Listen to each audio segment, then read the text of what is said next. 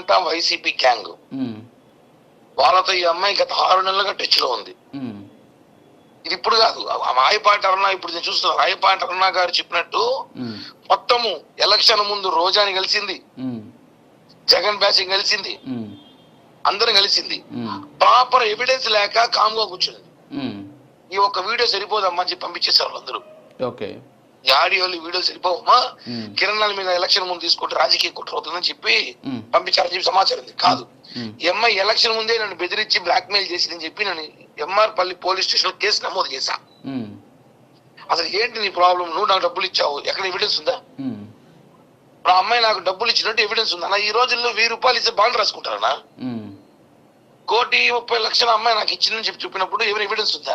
అంటే ఇక్కడ కిరణ్ రాయల్ గారు, ఇప్పుడు అక్కడ విషయం ఏంటంటే మీరు మాట్లాడే సందర్భంలో నేను మర్డర్ చేస్తాను, జైలుకి వెళ్ళి వచ్చేస్తాను, ఎక్కడ కంప్లైంట్ ఇస్తావు, ఇవన్నీ మీవేనా వాయిస్లు? అసలు వాస్తవంగా అసలు ఏం జరిగింది? అన్ని ఇప్పుడు కోర్టుకి సబ్మిట్ చేయండి, నాకు తెలుస్తుంది. ఏం చెప్పాను? మార్ఫింగ్లు అన్ని చేశారని చెప్పి నేను గతంలో చెప్పాను. నేను ఇప్పుడు చేస్తానని చెప్పలా. కొన్ని వాయిస్లు నా దగ్గర మాట్లాడుచుకుని వస్తున్నాయి. ఏది? డబ్బుల విషయం వరకు. ఇప్పుడు డబ్బులు అలా నువ్వు 10,000 ఇచ్చి 10,000 తీసుకుని మళ్ళీ డబ్బులు ఎవరు కోపం రాదు ఎవరికి?